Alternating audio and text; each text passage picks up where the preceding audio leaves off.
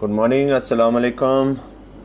आज 30 मई 2020 है और सुबह के 10:11 हुए हैं। हम लोग आज थोड़े से 4 मिनट पहले मैं आ गया हूँ आप लोगों के साथ।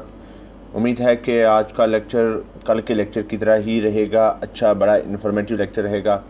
और मैंने आपसे कहा था कि कल से हमने स्टार्ट किया है बहुत ही इम्पॉर्टेंट टॉपिक्स, जो कहते हैं कि अगर टेक्सानमी और जेनेटिक्स प्लस सेल बायोलॉजी किसी को अच्छी आती हो तो फिर वो कोई भी कम्पिटिटिव एग्ज़ाम्स में फ़ेल नहीं हो सकता, क्योंकि ये दो ऐसे सब्जेक्ट हैं जहाँ पे आपको टेक्निकल प्रिपरेशन करनी पड़ती है, स्मार्ट प्रिपरेशन करनी पड़ती है। तो मैं तो बार बार कहता हूँ कि सुपर 30 कॉलेज ऑफ कंपटीशन हमेशा आप लोगों के लिए हाज़िर रहता है।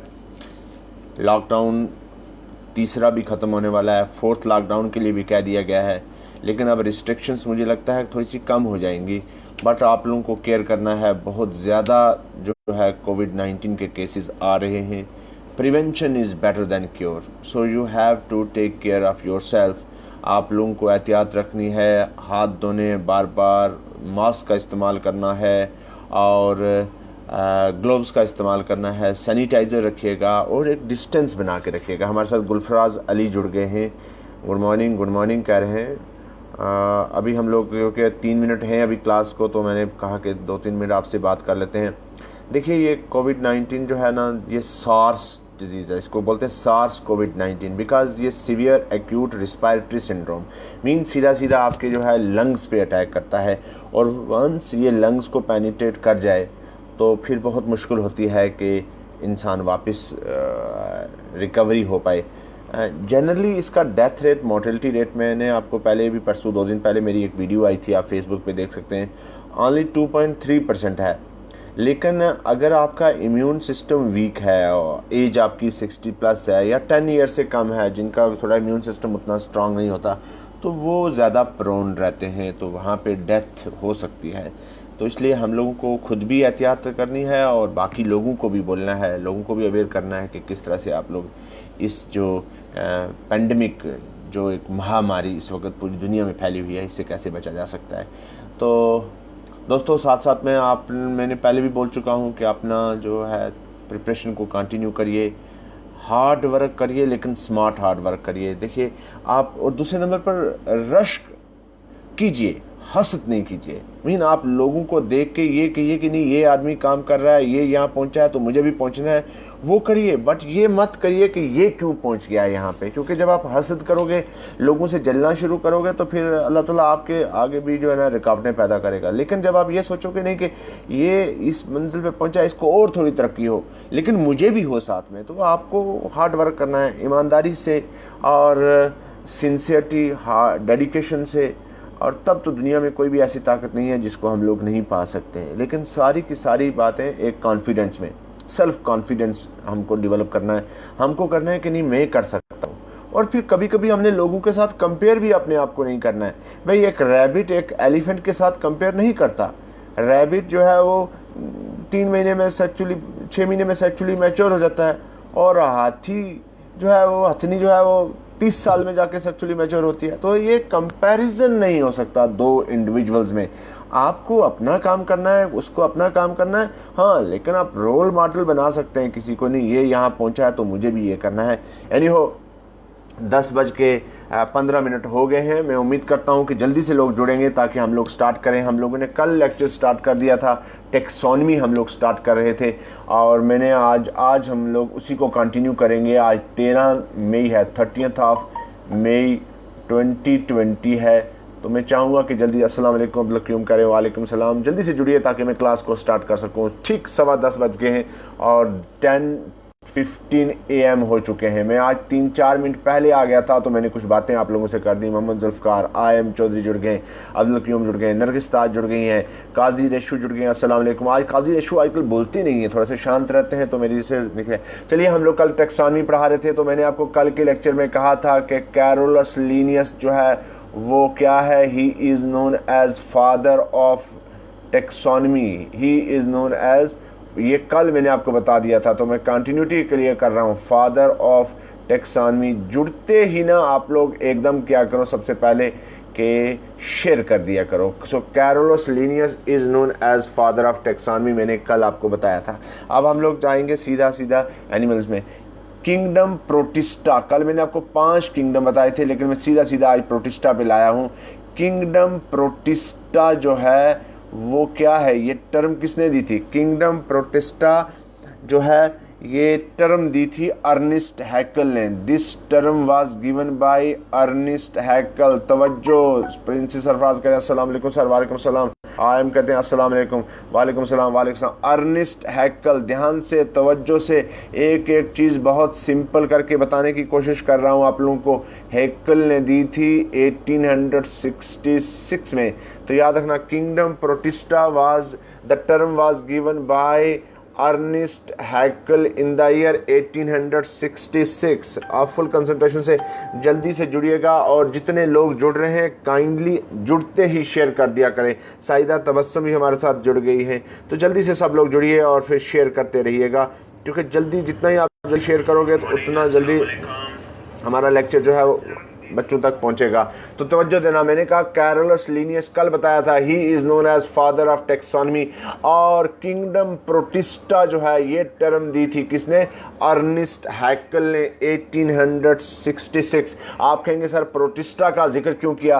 क्योंकि कहती है साइंस, कहते हैं प्रोटिस्टा जो है बहुत पुराने ऑर्गेनिज्म, इवन आपके प्रोटोजुआ से भी, कहता है प्रोटिस्टा जो है are consider as a ancestor. इनको हम लोग कंसिडर्ड करते हैं क्या?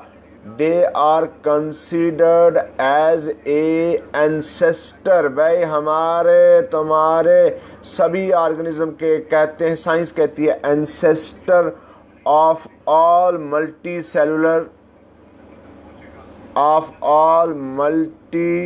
Cellular eukaryotes. जितने भी बहुत सारे सेल वाले यूकैरियोट्स हैं उनका एंसेस्टर कंसीडर किया जाता है किसको? उमर भी आज जुड़े हमारे साथ, अस्सलाम वालेकुम। तो तवज्जो दीजिए, 3 पॉइंट मैंने बताए, लेकिन इतने खूबसूरती से बताएं कि अगर आपने ध्यान दिया होगा तो यूज़ करें। तो प्रोटिस्टा को हम लोग कहते हैं, शोएब मलिक अस्सलाम वालेकुम sir, thank you sir. Protista is considered as a ancestor of all multi cellular eukaryotes. याद रखना, सबसे पहला पॉइंट मैंने कहा कि Carolus Linnaeus he is considered as a father of taxonomy. Taxonomy का फादर है कैरोलस लिनियस। और फिर कहा किंगडम प्रोटिस्टा की टर्म दी किसने? अर्निस्ट हैकल ने 1866। तो आप पूछ सकते हैं सर अर्निस्ट हैकल क्यों जिक्र किया? क्योंकि कहा मैंने प्रोटिस्टा को कंसिडर किया जाता है एंसेस्टर किसका? जितने भी मल्टी सेलुलर यूकैरियोट्स हैं। तो कहते हैं कि सबसे पहले यही ऑर्गेनिज्म आए और उसके बाद बाकी ऑर्गेनिज्म आते रहे। तो जुड़े हमारे साथ प्रोफेसर डॉक्टर शोएब मलिक साहब जो हैं, डायरेक्टर हैं भद्रवा कैंपस के यूनिवर्सिटी ऑफ जम्मू के, वो भी जुड़े हैं, बहुत तुम्हारे वेल विशर हैं और बड़ा इनकरेज करते हैं, तो मैं उनको भी खुश आमदीद कहता हूं। तो अभी तक देखिए हमने 3 पॉइंट आप लोगों को बताए। अब हम चलते हैं सीधा नंबर 1, जो पहले प्रिमिटिव ऑर्गेनिज्म होते हैं वो क्या होते हैं? सबसे पहले तो हम ऑर्गेनिज्म को क्लासीफाई करते हैं, जैसे किंगडम एनिमेलिया। तवज्जो देना पूरी कंसंट्रेशन से। Kingdom animalia is divided into 2 types. Number 1 is non-chordates। ध्यान से सुनते रहना, तवज्जो देते रहना, पूरी कंसंट्रेशन शेयर करते रहना। और नंबर 2 कहते हैं कार्डेटा। याद रखना बच्चों, दोस्तों ध्यान से। और बीच में एक और भी निकल के आता है, दैट इज नोन एज प्रोटोकार्डेटा। अब आप कंसंट्रेशन देंगे तो आर्ट्स वाले लोगों को भी बहुत मज़ा आने वाला है। और ये रोज़मर्रा की मैं वो तमाम चीज़ें वो जिक्र कर रहा हूँ जो हमारी कहानी है, अपनी पर्सनल कहानी है। मैंने कहा हम लोग किंगडम एनिमेलिया में आते हैं, तमाम एनिमल जो है वो किंगडम एनिमेलिया में आते हैं। और किंगडम एनिमेलिया 3 पार्ट्स में मैंने डिवाइड कर दिया। पहले 2 में किया था, बीच में एक और लेके आ गया। 1 इज नॉन कार्डेटा, कि जिसमें कोई वर्टिब्रल कॉलम नहीं है ना, जो इनवर्टिब्रेट्स हैं, वो छोटे ऑर्गेनिज्म है। दूसरा प्रोटोकार्डेट के कुछ एक करेक्टर कार्डेट्स के हैं और कुछ एक नॉन कार्डेट के हैं। और तीसरा कार्डेट जिसमें हम लोग भी आते हैं। तो ध्यान दीजिएगा क्या कहा मैंने मैंने आप लोगों को कहा कि animal kingdom Animalia is divided into three phylums, that is non chordata, protochordata and chordata. अब ध्यान से देखिए अब क्या है। सो नंबर 1 क्या है? Non chordata. अब फुल कंसंट्रेशन मेरी तरफ। आप मुझे पूछेंगे सर नॉन कार्डेटा में कौन कौन आता है और नॉन कार्डेटा होते क्या हैं? 2 पॉइंट इसके याद रखना। No notochord during larval stage, during embryonic stage. Notochord कब? माँ के पेट में जब था, ड्यूरिंग एम्ब्रियोनिक स्टेज। कहता है इसमें नोटोकार्ड नहीं होती जो कि हम लोगों में होती है। तवज्जो देना, no notochord during embryonic stage. अस्सलाम वालेकुम प्रोफेसर खालिक मलिक साहब। वालेकुम सलाम। और दूसरा क्या है? No vertebral column during adult stage. उन तमाम को हम लोग कहते हैं non chordata. Vertebral column during adult stage. कब? अडल्ट में वर्टिब्रल कॉलम नहीं और लार्वल स्टेज में, वर्टिब्रल अडल्ट स्टेज में आपका वर्टिब्रल कॉलम नहीं है और एम्ब्रियोनिक स्टेज में नोटोकार्ड नहीं है। याद रखना, एम्ब्रियोनिक स्टेज, एक एम्ब्रियोनिक स्टेज और दूसरी अडल्ट स्टेज। तो वो नॉन कार्डेटा उनको कहते हैं कि जिसमें नोटोकार्ड उनकी एम्ब्रियोनिक स्टेज में मां के वोम्ब में आपके नोटोकार्ड नहीं थी और वर्टिब्रल कॉलम अडल्ट स्टेज में नहीं थी। उन सब को हम नॉन कार्डेट कहते हैं। And these are also known as invertebrates. हम लोग इनको इनवर्टिब्रेट्स भी कहते हैं। दोस्तों जो लोग हमारे साथ जुड़े हुए हैं काइंडली आप लोग शेयर भी कर दीजिए ताकि मैक्सिमम लोगों तक लेक्चर पहुंच सके। अब आप कहेंगे सर नोटोकार्ड्स के 2 पॉइंट तो आपने बताए और भी बहुत है, लेकिन मैं बेसिक चीजों पे फोकस कर रहा हूं। पहला कहा कि नोटोकार्ड उनकी एम्ब्रियोनिक स्टेज पे नहीं होती और वर्टिब्रल कॉलम उनकी अडल्ट स्टेज में नहीं होती, तो इनको नोटोकार्ड्स, नॉन कार्डेट को हम इनवर्टिब्रेट्स भी कहते हैं। तो अब आप मुझे पूछ सकते हैं सर नॉन कार्डेट्स के नाम भी तो बताइए। नॉन कार्डेट ग्रुप्स के फाइलम कितने?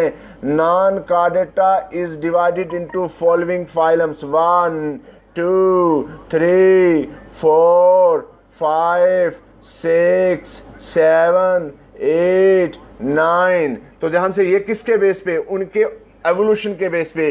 सो नंबर 1 फाइलम क्या है? आप तवज्जो से दोस्तों ध्यान से, सबसे पहले बैक्टीरिया जो आया था यू बैक्टीरिया, उसके बाद आपका आ रहा है कौन? प्रोटोजोआ। प्रोटोजोआ के बाद फिर दूसरे ऑर्गेनिज्म का एवोल्यूशन किसका हुआ? फिर आगे उसके बाद पोरीफीरा, क्योंकि इसमें कोई सेल नहीं था तो ये सेल वाले आ गए। तीसरा आपका सिलेंट्रेटा जिनमें टिश्यू आ गया। तवज्जो देना दोस्तों, तवज्जो देना, सिलेंट्रेटा। फिर चौथे नंबर पर कौन आ गया? अगर आप तवज्जो दे रहे हैं तो उसके बाद आता है टीनोफोरा। एक बिल्कुल सिलेंट्रेटा के साथ मिलते जुलते ऑर्गेनिज्म है टीनोफोरा। तवज्जो देना दोस्तों। नंबर 5 पे क्या आ जाएगा? उसके बाद आएगा प्लेटीहेल्मेंथ्स। प्लेटीहेल्मेंथ पैरासाइट आप लोगों के डिजीज भी काज करते हैं, डिटेल में जाऊंगा इन सब पे। प्लेटीहेल्मेंथ्स। फिर कौन सा आ गया? फिर ऐश हेल्मेंथ जिसमें नेमाटोड्स वगैरह होते हैं, एस्कैरिस वगैरह, ऐश हेल्मेंथ्स। फिर कौन आया? फिर नंबर 7 पे एनिलिडा, नीरियस, लीच वगैरह। मैंने कल आपको लीच की एग्जांपल दी थी परसों। फिर नंबर 8 पे क्या आ गया? मलुस्का, जिसे पाइला वगैरह होता है, मलुस्का। फिर नंबर 9 पे क्या होता है? अल्लाह भला आपका करे, इकाइनोडर्मेटा जिसमें स्टार फिश वगैरह आती है। तवज्जो से दोस्तों, ये लेक्चर बिल्कुल आपको बनाया दे रहा हूँ। और आखिरी बड़ा फाइलम कौन सा है? नंबर 10 पे, दैट इज आर्थ्रोपोडा। सबसे बड़ा फाइलम है आर्थ्रोपोडा। तो ये मैं आपको वो बता रहा हूँ कि किस तरह से एनिमल्स का ओरिजिन हुआ। अभी मैं नॉन कार्डेट पे, अभी आप लोगों तक पहुंचा ही नहीं हूँ। सबसे पहले कौन आया? प्रोटोजोआ। ध्यान से लिखिए, नंबर 1 प्रोटोजोआ। दूसरे नंबर पर कौन आया? पोरीफीरा। तीसरे नंबर पर कौन आया? सिलेंट्रेटा। चौथे नंबर पर कौन आया? अगर आप ध्यान देंगे, टीनोफोरा। 5वें नंबर पर कौन आया? प्लेटीहेल्मेंथ्स। 6ठे नंबर पर कौन आया? ऐश हेल्मेंथ्स। 7वें नंबर पर कौन आया? एनिलिडा। 8वें नंबर पर कौन आया? मलुस्का। 9वें नंबर पर कौन आया? इकाइनोडर्मेटा। और 10वें नंबर पर कौन से आया? सबसे बड़ा फाइलम आर्थ्रोपोडा।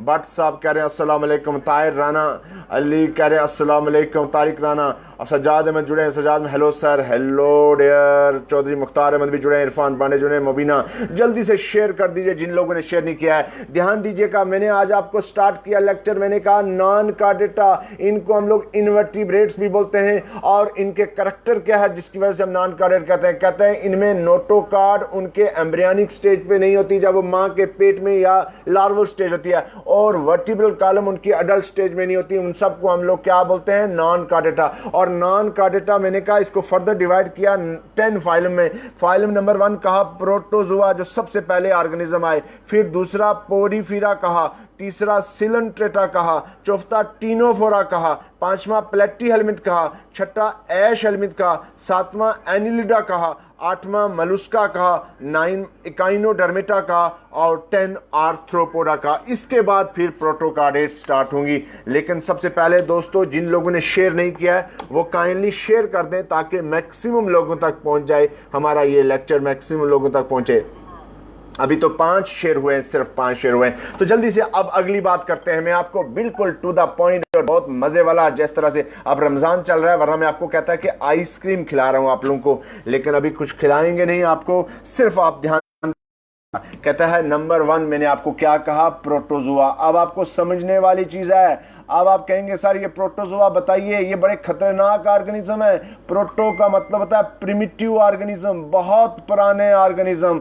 जिन्होंने शेयर नहीं किया है वो कर दें शेयर जल्दी से ताकि मैक्सिमम लोगों तक पहुंचे। प्रिमिटिव, बहुत पुराने organism, that's why they are known as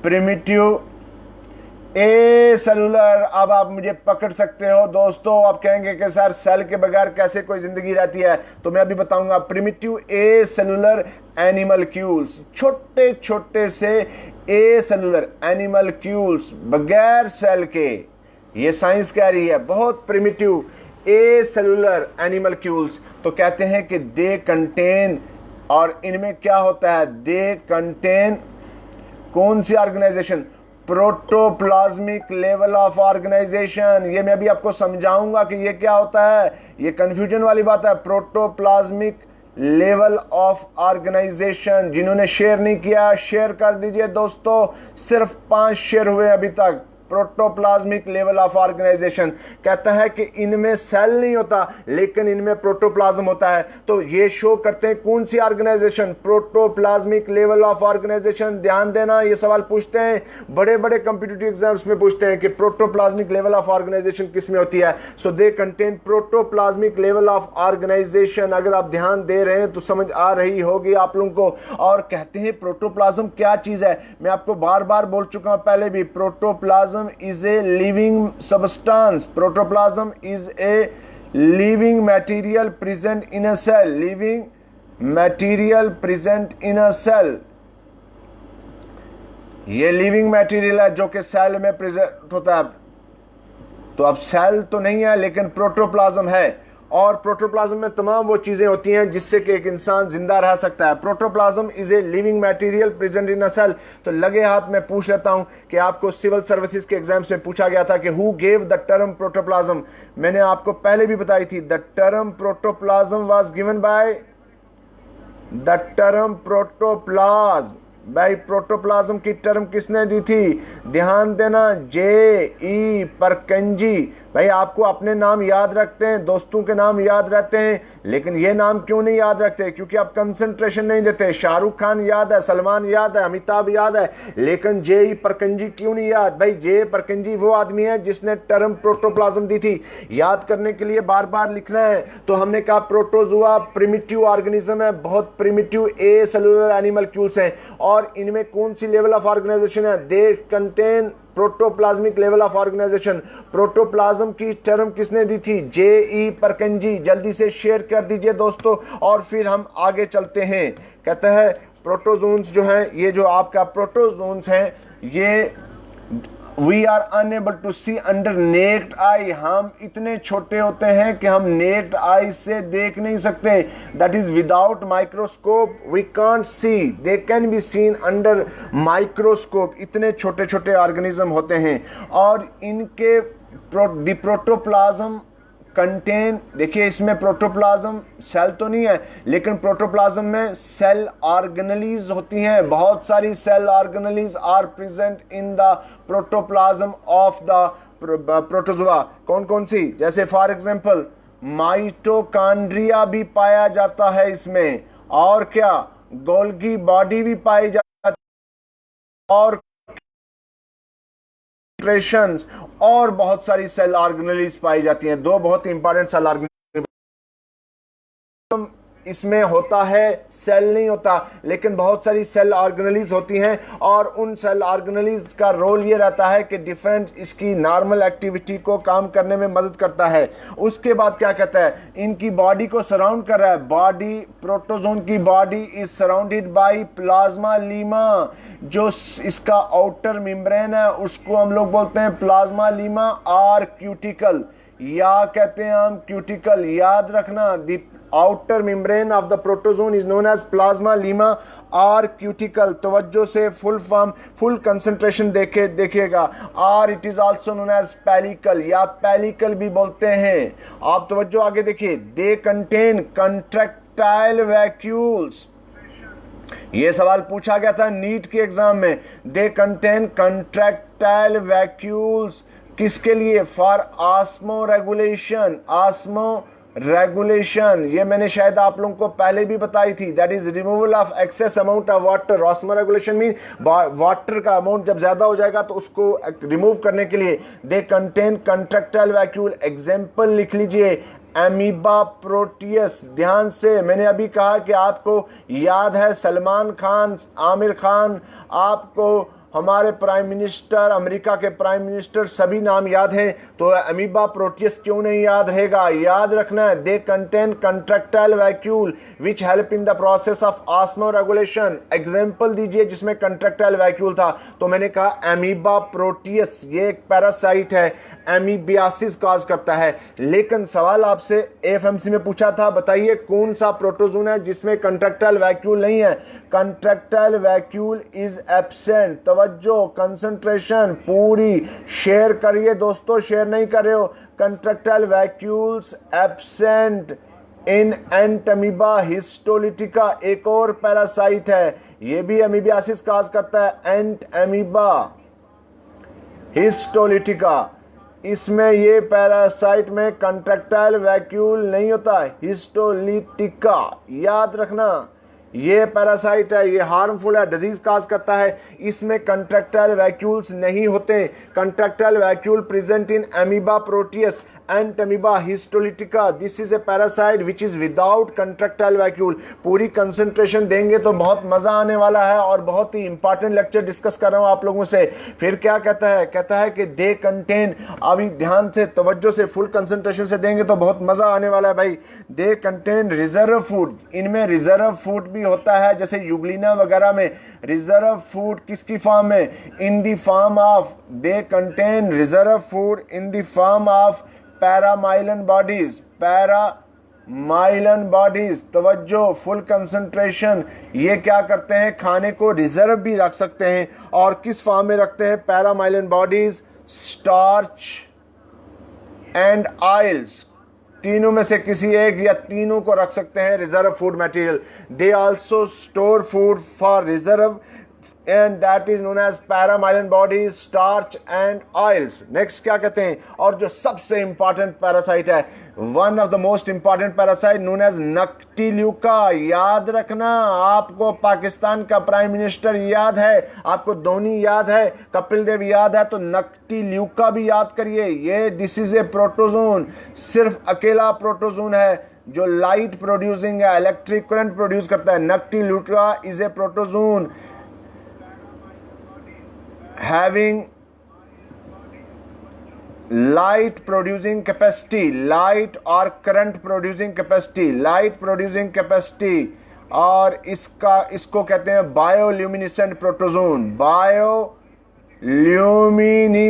protozoan, my God, IAS का क्वेश्चन है ये, बायोल्यूमिनेसेंट ऑर्गेनिज्म नक्टिल्यूका। याद रखना, शाहरुख खान वाले दोस्तों याद रखना, बायोल्यूमिनेसेंट ऑर्गेनिज्म है ये, जो लाइट प्रोड्यूस करता है, इलेक्ट्रिक करंट प्रोड्यूस करता है। This is also known as night light organism, night light organism, रात को लाइट देने वाला ऑर्गेनिज्म, इसको हम बायोल्यूमिनेसेंट ऑर्गेनिज्म भी बोलते हैं। दोस्तों शेयर कर दीजिए, बहुत इंपॉर्टेंट लेक्चर दे रहा हूं आप लोगों को। मैंने कहा कि reserve protozoans contain reserve in food in the form of paramylon bodies, starch, oils. फिर कहा कि एक प्रोटोजोन है जिसका नाम है नक्टिल्यूका। ये वो प्रोटोजोन है जो क्या करता है, लाइट प्रोड्यूस करता है, इसीलिए इसको हम कहते हैं night light organism. And this is also known as bioluminescent organism. Bioluminescent organism, bio गया living organism, luminescent light producing organism. तो पहला लिविंग ऑर्गेनिज्म जो कि जिसने लाइट प्रोड्यूस किया, दैट इज नोन एज, अगर आप तवज्जो दे रहे होंगे तो ये सुनाई दे रहा है, मैं आपको पूरा बता रहा हूं। आप कहते हैं टर्म प्रोटोजोन किसने दी थी? The term protozoa was given bye full concentration. दोस्तों प्रोटोजुआ वाज गिवन बाय गोल्डफस, ये दी थी गोल्डफस ने दी थी। ध्यान से, एक साइंटिस्ट था जिसने टर्म दी थी प्रोटोजुआ की, जिसका नाम क्या था? गोल्डफस। कब दी थी? 1817 में। The term protozoa was given by Goldfuss and study of protozoa is known as protozoology. Protozoology याद रखना, स्टडी ऑफ प्रोटोजुआ को प्रोटोजोलॉजी कहते हैं। और टर्म प्रोटोजुआ जो दी थी वो किसने दी थी? वो दी थी आपके गोल्डफस ने। याद रखना पूरी कंसंट्रेशन से। अब आप तवज्जो देखिएगा, ध्यान दीजिएगा। आप क्या कहता है? कहता है दे आर क्लासिफाइड। क्लासिफाइड अगर हम प्रोटोजुआ को करेंगे तो कितने क्लास में करेंगे? क्लासिफाइड, ये सवाल भी पूछा गया है, इनटू 4 क्लासेस। कितनी क्लासेस में? 4 क्लासेस में करते हैं क्लासिफाई। दोस्तों शेयर कर दीजिए, जल्दी से शेयर कर दीजिए। They are classified into 4 classes. और किसके बेस पे? ये सवाल भी पूछते हैं, on the basis of, my god, KS का क्वेश्चन में पूछा गया था, on the basis of locomotory organelle they are classified into 4 classes on the basis of locomotory organelles. याद रखना, इनको हम लोग क्लासिफाई करते हैं 4 क्लासेस में, लेकिन किसके बेस पे? आपने देख लिया बेस किसका है, that is on the basis of locomotory organelle. तो देखिए ये प्रोटोजुआ, ये प्रोटोजुआ है, तवज्जो। और क्लासिफाई किया कितनी क्लास में? 4 में, 2, 3, 4। क्लास नंबर 1 कौन सा है? अगर आप ध्यान से देंगे, तवज्जो से देंगे तो याद भी होगा, सार्कोडीना, जिसको हम लोग राइजोपोडा भी बोलते हैं। मेरे दोस्तों याद से लिखिएगा, राइजोपोडा भी बोलते हैं। क्लास नंबर 2 देखिएगा, अगर आप ध्यान दे रहे हैं तो मेस्टिगोफोरा। दोस्तों ध्यान से लिखिएगा, छोड़ना नहीं है, लिखने रहना है अपने, मेस्टिगोफोरा। और क्लास नंबर 3 कौन सा है? सिलिएटा। दोस्तों शेयर कर दीजिए जितने भी लोग हैं। और क्लास नंबर 4 कौन सा है? स्पोरोजुआ। तो आपने देखा 4 क्लासेस मैंने आप लोगों को बताई। 1 इज नोन एज सार्कोडीना, जिसको हम लोग राइजोपोडा भी बोलते हैं। क्लास नंबर 2 मैंने आपको मेस्टिगोफोरा बोला।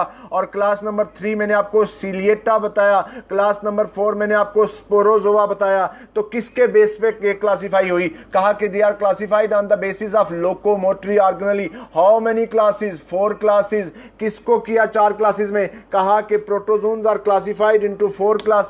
क्लास नंबर 1 सार्कोडीना और Rhizopoda. Class number 2 Mastigophora. Class number 3 Ciliata. Class number 4 Sporozoa. तो हमने कहा कि प्रोटोजोन को क्लासिफाई किया 4 क्लासेस में और चारों क्लासेस के नाम भी बताए। तो ध्यान से, तवज्जो से, भागो मत बच्चों, जुड़े रहो। सार्कोडीना पहली क्लास है, जिसको मैंने राइजोपोडा भी कहा कि this class contain locomotory organelle. ये सवाल पूछा गया है और ये तवज्जो देंगे, locomotory organelle in the form of, कहता है this class contain locomotory organelle in the form of pseudopodia. तवज्जो दो दोस्तों, सीडोपोडिया होता है लोकोमोटरी ऑर्गेनली, ये किसमें? सार्कोडीना में। और सीडो का मतलब होता है फॉल्स, झूठा।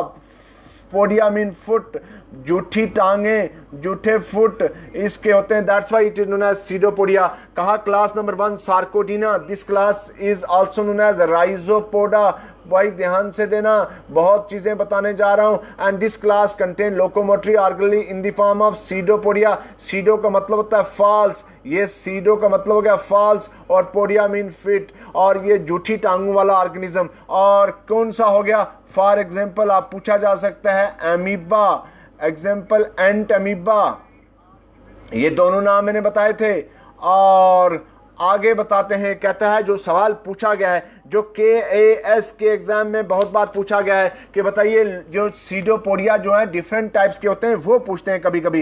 देखिए pseudopodia is of different types, यार ये भागना नहीं है, ये भागना नहीं है, pseudopodia is of different types. ये सवाल KS में पूछा गया है दोस्तों, अगर कोई आप में से किसी ने दिया है तो वो जानता है। नंबर 1 सीडोपोडिया लोबोपोडिया बोलते हैं, सीडोपोडिया नहीं वो पूछते कभी भी किसी भी एग्जाम में, क्योंकि एवरीबॉडी नोज, तो वो पूछते हैं लोबोपोडिया टाइप का सीडोपोडिया किस में होता है और ये होता कैसे है।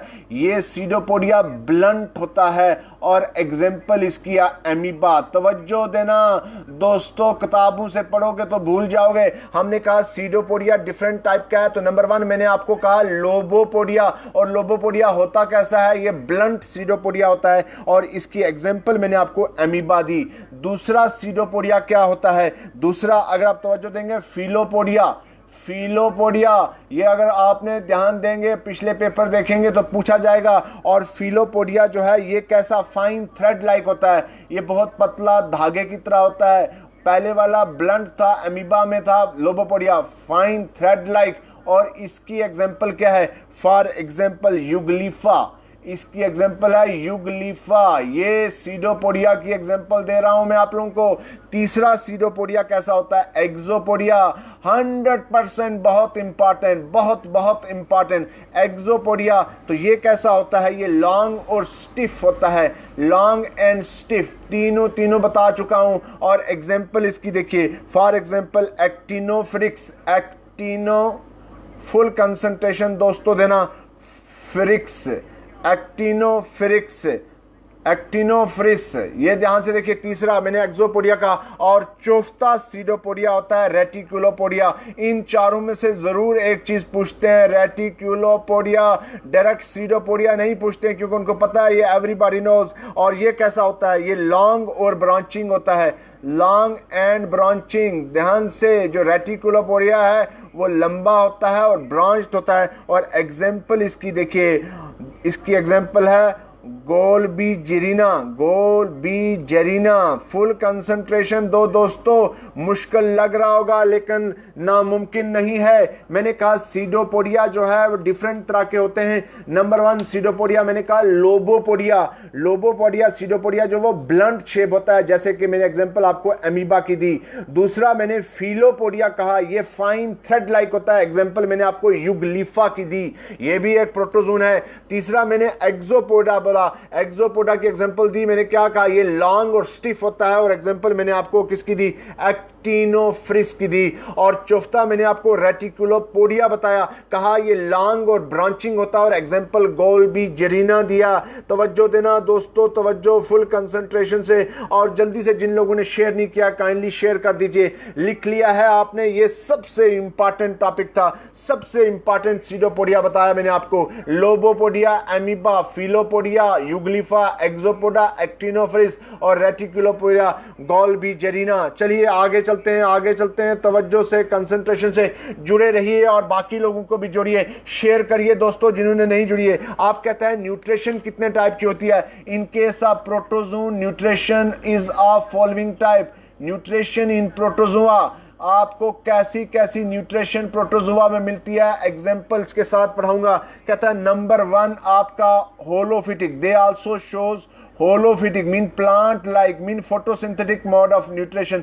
होलोफिटिक फॉर एग्जांपल आप देखिएगा किसमें होती है, डाइनोफ्लैजिलेट्स। तवज्जो, बिल्कुल शार्ट फ्लैजिलेट्स, ध्यान से, डाई एटम्स, ये सारे प्रोटोजोन हैं और इनमें होता है ये dinoflagellates, proto diatoms, euglenoids, ये आपके प्रोटिस्टा में आते हैं, यूग्लिनाइट्स, ये ध्यान से देखिएगा, ये प्रोटिस्टा में आते हैं, पहले थे इसमें। उसके बाद क्या, होलोजोइक, नंबर 2 होगी होलोजोइक, एनिमल की तरह, होलोजोइक एनिमल की तरह, जोइक मोर होता है animal, for example amoeba and paramecium, amoeba and paramecium. तवज्जो देना दोस्तों, बहुत इंपॉर्टेंट लेक्चर दे रहा हूं।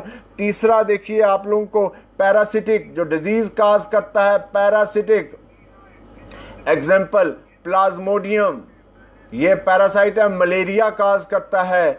लेशमानिया वगैरह वगैरह बहुत सारे और भी पैरासाइट हैं, लेकिन मैं आपको बिल्कुल टू द पॉइंट बताने की कोशिश कर रहा हूं। फिर क्या कहता है, मैंने कहा they shows different mode of nutrition, holophytic for example dinoflagellate, diatoms, euglenoids, हालांकि ये सारे प्रोटिस्टा में आते हैं। Holozoic that is animal like, they shows animal like mode of nutrition, for example amoeba, paramecium, parasitic for example Plasmodium, Leishmania वगैरह वगैरह। तो ये था इसका आपका क्लास नंबर 1 का जो मैंने बता दिया। जल्दी से जब भाई बच्चों जिन्होंने शेयर नहीं किया वो शेयर कर दें ताकि हम लोग लेक्चर को आगे कंटिन्यू कर सकें। आगे देखिए नेक्स्ट क्या कहता है, क्लास नंबर 1 का ही जो प्रोटोजोआ में आपको देखा मैंने एमीबियासिस का,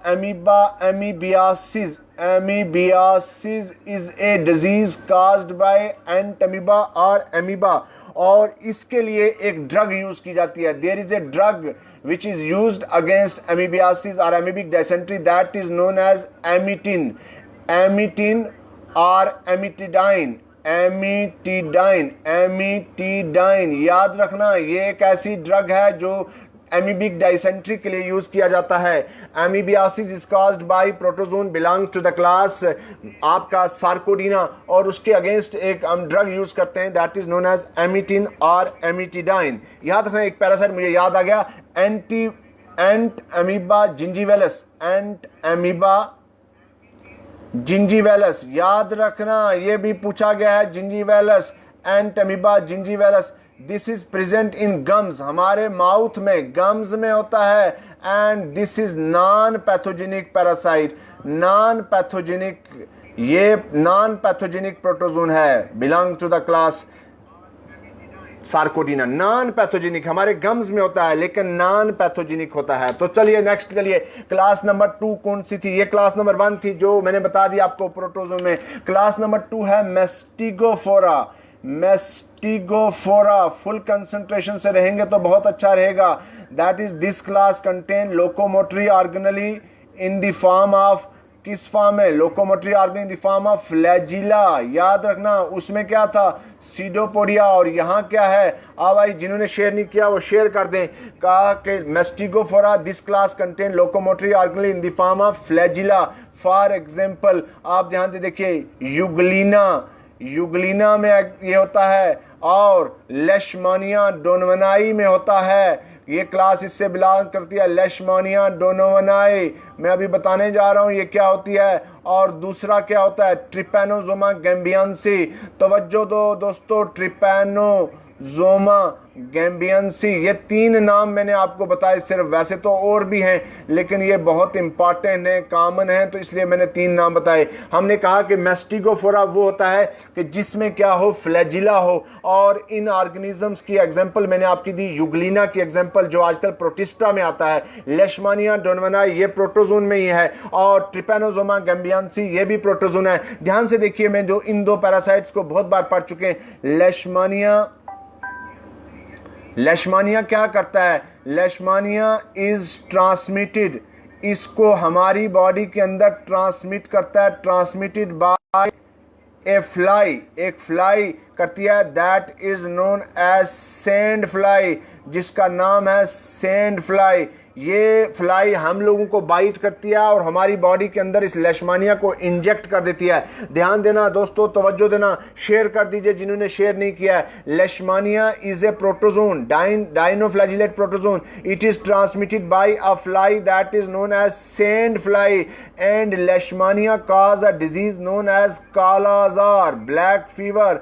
आजार का मतलब हो गया फीवर, काला आजार, और इसको हम लोग कहते हैं ब्लैक फीवर। तवज्जो दोस्तों, कुछ भी पूछा जा सकता है आपसे, हम तो हर चीज बहुत सिस्टम से बताने की कोशिश कर रहे हैं। आप फुल कंसंट्रेशन से जुड़िएगा। हमने कहा Leishmania this is a protozoan belongs to the class Mastigophora, and this is transmitted to the human being by the bite of sand fly, and it cause a disease known as kala azar और black fever. Leishmania, yes Maroof Mughal भी जुड़ गए हमारे साथ। Black fever भी कहते हैं, that is also known as Dum Dum fever भी बोलते हैं, डम डम फीवर। तवज्जो कभी नहीं भूलेगा। It is also known as jungle fever भी कहते हैं, कभी भी नहीं भूलेगा। तो ये आपने देखा कि लेशमानिया डोनवनाई जो है हमारी बॉडी के अंदर ट्रांसमिट करने में मदद करता है। दूसरे नंबर पर हमने एक नाम और बताया, ट्रिपैनोजोमा। ट्रिपैनोजोमा, ट्रिपैनोसोमा, ध्यान से देखिए, this is transmitted by another fly, इसको भी एक फ्लाई ट्रांसमिट करती है, another fly, and that fly is known as सीसी फ्लाई और टिट्सी फ्लाई। सीसी फ्लाई या टिट्सी फ्लाई भी बोलते हैं इसको, ध्यान से देखिएगा, या टी साइलेंट होगा या एस साइलेंट होगा, टिट्सी फ्लाई और सीसी फ्लाई, और इसको ट्रांसमिट करता है कौन? ट्रिपैनोसोमा को ट्रांसमिट करती है ये सीसी फ्लाई, और ये काज करता है disease that is known as African sleeping sickness. African sleeping sickness, African sleeping sickness, ये डिजीज काज करता है कौन?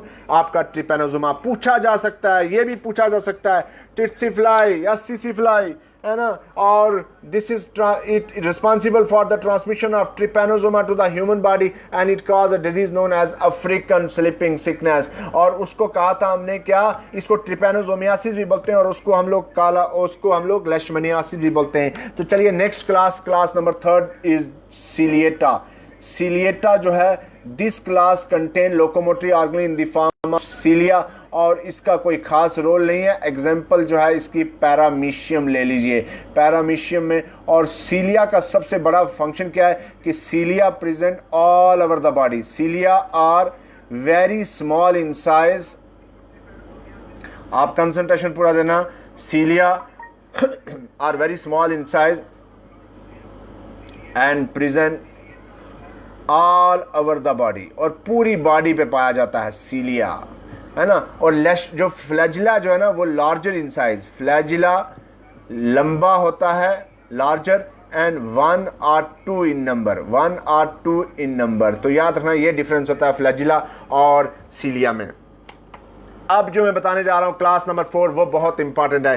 क्लास नंबर 4 इज आपकी जो है वो स्पोरोजुआ। क्लास नंबर 4 प्रोटोजोन की वो कौन सी है? That is known as स्पोरोजुआ।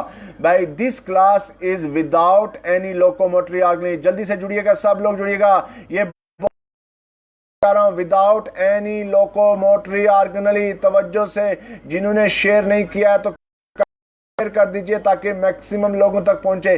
कहा Sporozoa is the class without organelle. तो अगर इनमें लोकोमोटरी ऑर्गनली नहीं है तो इसका मतलब है they are exclusively parasitic in their mode of 100% क्या होंगे? Exclusively parasitic in their mode of life. तो पैरासिटिक है, ये किसी दूसरे, क्योंकि इनमें लोकोमोटरी ऑर्गन नहीं है, ये एक जगह से दूसरी जगह मूवमेंट नहीं कर सके।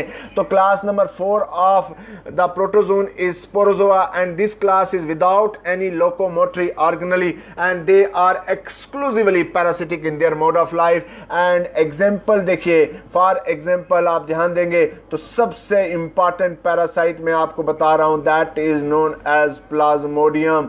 ये प्लाज्मोडियम एक ऐसा पैरासाइट है जो बहुत बहुत बहुत इंपॉर्टेंट है। और प्लाज्मोडियम की मैं बात आपको बताता चलूं कि this parasite is responsible for causing a disease known as malaria. Malaria भाई पहले इसको बोलते थे माल आरिया, है ना, पहले कहते थे माल एरिया। माल का मतलब होता है बैड और आरिया का मतलब होता है air, combination of bad air. ये पहले माना जाता था जब तक कि हमारे कैप्टन ने काम नहीं किया था मलेरियल पैरासाइट पे। तो कहा कि Plasmodium is responsible for causing a malaria, high fever होता है, मैं अभी बताऊंगा इसके बारे में। और इसको कौन हमारी बॉडी में ट्रांसमिट करता है, बहुत इंपॉर्टेंट है। जल्दी से जिन्होंने शेयर नहीं किया काइंडली शेयर कर दीजिए। The Plasmodium, okay, Plasmodium is transmitted by female Anopheles mosquito. ये सवाल जर्नल स्टडी में भी पूछा जाता है दोस्तों। फीमेल एनोफ्लीज मॉस्किटो, जितने भी लोग जुड़े हैं जल्दी से शेयर कर दीजिए ताकि मैक्सिमम लोगों तक पहुंचे।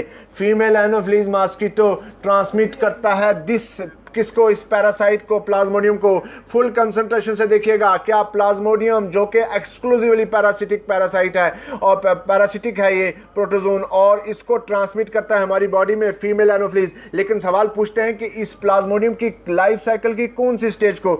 स्पोरोजुआ। ध्यान से देखिए, स्पोरोजाइट को ट्रांसमिट करता है मॉस्किटो। याद रखना, the sporozoite stage of plasmodium, sporozoite stage of plasmodium is injected by mosquito into the body of human being. याद रखना, इंसान की बॉडी के अंदर ये जब बाइट करता है तो सलाइवा रिलीज करता है और सलाइवा में इस पैरासाइट को हमारी बॉडी के अंदर इंजेक्ट कर देता है। तवज्जो से शेयर करिए जिन लोगों ने शेयर नहीं किया है। तो कहा स्पोरोजुआ की एग्जांपल मैंने प्लाज्मोडियम की दी। प्लाज्मोडियम कहा कि इसको ट्रांसमिट करता है फीमेल एनोफिलीज मॉस्किटो। तो कहा कौन सी स्टेज? Sporozoite stage. ये बहुत बार पूछा गया। Sporozoite stage of the Plasmodium is injected by female anopheles mosquito into the body of human being. और आप पूछ सकते हैं सर कि ये बताइए प्लाज्मोडियम की कितनी स्पीशीज हैं? सो देखिए प्लाज्मोडियम की 4, वैसे तो 5 हैं लेकिन 4 बहुत इंपॉर्टेंट स्पीशीज हैं। One known as plasmodium is having following species. Number 1 plasmodium ovale, एक स्पीशीज है प्लाज्मोडियम ओवेल। दूसरी कौन सी है? Plasmodium malariae. तवज्जो देना दोस्तों, मलेरियाई। तीसरी कौन सी है? Plasmodium vivax, plasmodium vivax. चौथी कौन सी है? Plasmodium falciparum. दोस्तों शेयर कर दिया जिन्होंने शेयर नहीं किया है, और जिन्होंने जो साथ जुड़े हुए हैं तो ध्यान देंगे, तवज्जो देंगे, पूरा पढ़ेंगे।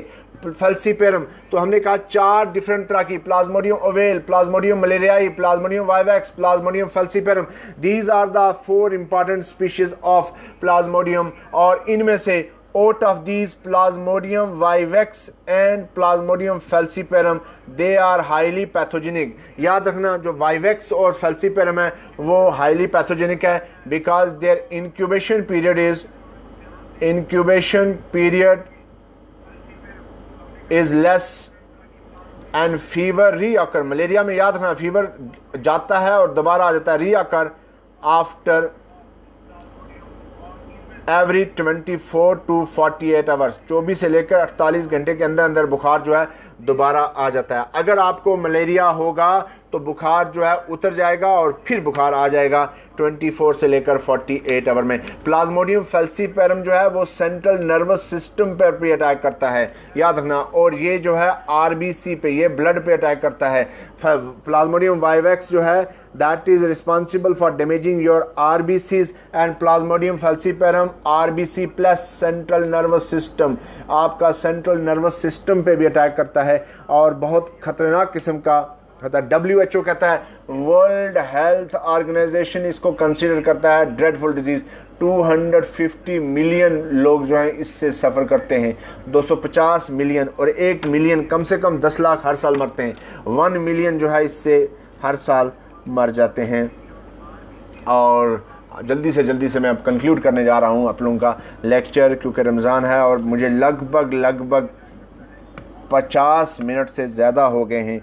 आप देखिए ये प्रोटोजोन दोनों सेक्सुअल और asexual mode of reproduction show करते हैं। Protozoan reproduce by both sexual and asexual mode of reproduction. Okay, ये दोनों तरह से होते हैं। और एसेक्सुअल से कैसे करते हैं? Number 1 binary fission under favourable condition, binary fission. Number 2 multiple fission under unfavourable conditions. Okay, number 3 आपका स्पोरोगोनी,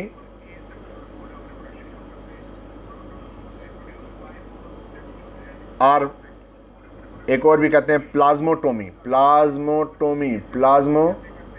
याद रखना ये प्लाज्मोटोमी क्योंकि अलग सा है तो ये पूछा जा सकता है। ओके, प्लाज्मोटोमी जैसे फॉर एग्जांपल ओपेलिना। तो देखा आपने कि ये सेक्सुअल और एसेक्सुअल दोनों तरह से करते हैं। एसेक्सुअल मैंने कहा बाइनरी फिशन से, मल्टीपल फिशन से, स्पोरोगोनी, प्लाज्मोटोमी की भी दे दी। क्या एग्जांपल मैंने आप लोगों को किसकी दी? ओपेलिना की दी एग्जांपल। कंक्लूड करने वाला हूँ लेक्चर को, जुड़े रहिएगा दोस्तों। जिन्होंने शेयर नहीं किया काइंडली शेयर कीजिए। 31 शेयर हैं और कम से कम 300 लोग हम हमारे इस लेक्चर को देख चुके हैं, लेकिन 31 शेयर हैं तो जल्दी से बाकी लोग भी शेयर कर दीजिए। आखिरी लेक्चर का कंक्लूड है, सेक्सुअल मोड ऑफ रिप्रोडक्शन कैसे होती है। सेक्सुअल या चीज़ फॉर एग्जाम्पल प्लाज्मोडियम जो है वो सेक्सुअली रिप्रोड्यूस करता है और इसमें सेक्सुअल और एसेक्सुअल दोनों करता है। सेक्सुअल फेस जो है इसका अगर आप देखेंगे तो वो पाया जाता है किसमें, वो पाया जाता है फीमेल एनोफ्लीज मॉस्किटो में। याद रखना ये सवाल, बस कंक्लूड कर रहा हूँ, फीमेल एनोफ्लीज मॉस्किटो में सेक्सुअल फेस पाया जाता है प्लाज्मोडियम का, और इसीलिए हम लोग प्लाज्मोडियम को कहते हैं, यस कंजुगेशन भी होता है, डेफिनेटिव होस्ट भी बोलते हैं और प्राइमरी होस्ट भी बोलते हैं। He is also known as primary host. याद रखना किसको कहते हैं, फीमेल एनोफ्लीज मॉस्किटो को डेफिनेटिव होस्ट भी बोलते हैं और प्राइमरी होस्ट भी कहते हैं, क्योंकि इसमें सेक्सुअल मोड ऑफ रिप्रोडक्शन कहते हैं। और एसेक्सुअल किस में होती है, दैट इज़ इन मेन, और इसलिए इसको हम लोग मेन को इंटरमीडिएट होस्ट कहते हैं प्लाज्मोडियम के केस में, इंटरमीडिएट होस्ट, और इसको हम लोग कहते हैं सेकेंडरी होस्ट भी बोलते हैं। शेयर कर दीजिए दोस्तों, जितने भी लोग हैं शेयर कर दीजिए। अब आप एक सवाल पूछ सकते हैं कि फीमेल एनोफ्लीज मॉस्किटो ही क्यों करता है, मेल क्यों नहीं करता, वो बताऊंगा लास्ट में। हमने कहा sexual mode of reproduction, for example Plasmodium के एग्जांपल दी, जैसे सेक्सुअल होता है, फीमेल एनोफ्लीज मॉस्किटो में सेक्सुअल फेस होता है, डेफिनेटिव होस्ट मॉस्किटो को कहते हैं और प्राइमरी होस्ट कहते हैं। ए सेक्सुअल रिप्रोडक्शन मेन में होती है, इंटरमीडिएट होस्ट कहते हैं और सेकेंडरी होस्ट भी कहते हैं इसको। देखिए फीमेल एनोफ्लीज क्यों करता है, क्योंकि female Anopheles require superior quality of protein, superior quality of protein for egg laying and their fertilization। तो इसीलिए ये हमारी बॉडी के अंदर करता है, क्योंकि animal protein is superior than the plant protein. तो ये क्यों करता है, क्योंकि इसको चाहिए superior protein for egg laying and for their fertilization. So this is all about for the today. जिन लोगों ने इसको नहीं किया है शेयर, वो जल्दी से शेयर कर दें। अस्सलाम वालेकुम सर, हाउ आर यू? ज़हीद, आप लेट ज्वाइन हुए, हमने बहुत आज अच्छा लेक्चर आया आप लोगों को। अगर आप लेक्चर लगाया तो लेक्चर कैसा था, हमने तो पूरी जान मारी है, एक एक चीज़ आपको बताने की कोशिश की है। और जिन लोगों ने शेयर नहीं किया है वो शेयर करें ताकि मैक्सिमम लोगों तक पहुँचे। और मैंने अभी लेक्चर के स्टार्ट में कहा था कि अपने आप को कंपेयर मत करें लोगों के साथ कि नहीं वो ये कर रहा है, वो ये कर रहा है। देखिए मैंने आपको एग्जाम्पल, और एलिफेंट 6 मंथ में सेक्चुअली मैच्योर हो जाता है, और जब हाथी मैच्योर होता है तो वो 30 साल हो जाते हैं। तो उस 30 साल तक हाथी ने बहुत सारे बच्चे दे दिए होते हैं। तो इसका मतलब ये नहीं है कि वो कहेगा कि नहीं तुम्हारा कुछ हो नहीं रहा है, तुम्हारा कुछ हो नहीं रहा है। वो जाए ना, रैबिट जाएगी कहाँ पे, रैबिट रोज़ जाएगी हाथनी के पास और उसको कहेगी कि भाई वो तुम्हें कुछ क्यों नहीं हो रहा है। तो भाई देखिए जो अच्छा हाथी, क्योंकि जब हाथी का बच्चा पैदा होगा तो पूरी ज़मीन हिलेगी, रैबिट का बच्चा पैदा होगा तो कुछ नहीं होगी। तो इसलिए आप डरना नहीं है, आप अपने फ्यूचर के बारे में सोचते रहना। लेट होगा लेकिन ज़रूर होगा। और इसलिए मैं आपसे बार बार कह रहा हूँ कि अपने कॉन्फिडेंस को खोने की कोशिश मत करना, कॉन्फिडेंस बना के रखो और पॉजिटिव सोच रखो। ये कहो कि नहीं मैं कर सकता हूँ, ओनली आई कैन डू, ये जो सब कुछ है वो मेरे लिए है। और अपनी नींद को किल कीजिए, अपनी जो है खाना पीना ये कम कर दीजिए और पूरी कंसंट्रेशन अपने फ्यूचर के लिए देखिए। तो देखिए इंशाल्लाह ज़िंदगी रही तो ये सब कुछ होगा। मैं ज़रूर कल मिलूँगा आपके साथ फिर, तब तक ज़िंदगी रही दुआओं में याद रखिएगा। और अगर आप लोगों को ये लेक्चर पसंद आ रहे हैं तो कमेंट में ज़रूर लिखा करें और शेयर भी करा करें। अपने दोस्तों को भी कहा करें कि लेक्चर को दें। मैं अभी मोटिवेशनल लेक्चर भी एक लेके बीच में आने वाला हूँ, वो आपके पास आ जाएगा, आप उसको भी देखिएगा। और कोविड-19 पे मैंने एक लेक्चर दिया हुआ है, आप मेरे फेसबुक पे देखिएगा, उसको काइंडली शेयर करें दोस्तों के साथ। और बाकी जो भी आप लोगों को कोई प्रॉब्लम हो तो आप लिखा करें। मैं हर वक्त अपने स्टूडेंट्स के साथ, दोस्तों के साथ अवेलेबल रहता हूँ। शेर ज़मान भी जुड़े थे हमारे साथ, ये पहली बार शायद जुड़े, thank you sir. Prince Sarfaraz कह रहे हैं, हनीफ चौधरी थे हमारे साथ, very nice suggestion, thank you sir, बहुत बहुत शुक्रिया। फिर मिलते हैं कल, तब तक के लिए खुदा हाफिज़।